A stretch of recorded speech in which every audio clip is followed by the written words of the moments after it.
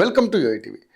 బంగ్లాదేశ్లో అమెరికా సైన్యం దిగిందా అనే ప్రశ్నకు సమాధానం పూర్తి స్థాయి మిలిటరీ బేస్ లేదు, కానీ సంయుక్త వ్యూహాలు జరుగుతున్నాయి. 2025 జూన్లో ఎక్సర్సైజ్ టైగర్ లైట్నింగ్ రూతో చిట్టగాంగ్ సమీపంలో అమెరికా బంగ్లాదేశ్ సైన్యాలు పాల్గొన్నాయి.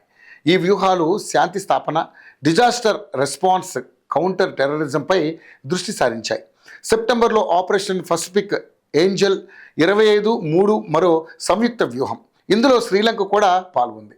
సెయింట్ మార్టిన్ ఐలాండ్ సమీపంలో ఈ కార్యకలాపాలు జరగడంతో దీన్ని ఆక్రమించాలని అమెరికా చూసిందని షేక్ హసీనా చేసిన ఆరోపణలో మరోసారి చర్చలోకి వచ్చాయి. అయితే అమెరికా డిపార్ట్మెంట్ ఆఫ్ స్టేట్ మాట్లాడుతూ ఐలాండ్ను తీసుకోవడానికి ఎలాంటి చర్చలు జరగలేదని తిరస్కరించింది. బంగ్లాదేశ్ ప్రభుత్వం కూడా రొటీన్ ప్రోగ్రామ్ అని చెప్పింది. ఇక ఎకనామిక్ టైమ్స్, ఫస్ట్ పోస్ట్ వంటి మీడియా ఈ వ్యూహాలను అమెరికా ఫుట్ ప్రింట్ పెరుగుదలగా వర్ణించాయి. కానీ మయన్మార్ కోసమే అమెరికా కార్యకలాపాలు చేస్తున్నట్లుగా తెలుస్తోంది.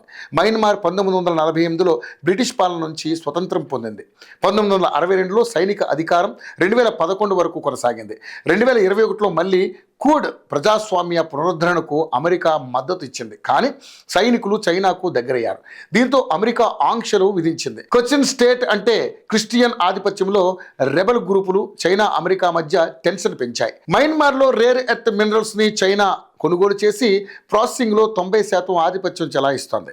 ఇక కొచ్చిన్లో చైనా మైనింగ్లు, రెబల్స్తో డీల్స్, ఇవి కోల్డ్ వార్ తర్వాత బయోపాలిటిక్స్ను ప్రతిబింబిస్తుంది. అమెరికా దృష్టి ఇప్పుడు ఈ మినరల్స్పై పడింది. చైనా ఎక్స్పోర్ట్ రెస్ట్రిక్షన్స్తో అమెరికా ఆంక్షలు ఎత్తివేయాలని ప్లాన్. 2025లో ట్రంప్ అధికారంలోకి వచ్చిన తర్వాత మయన్మార్ పాలసీ మారింది. రెబల్ గ్రూపులు నియంత్రించిన మైన్స్కు అమెరికా యాక్సెస్ కోసం ప్రతిపక్షాలు తన వాదనను వినిపించారు.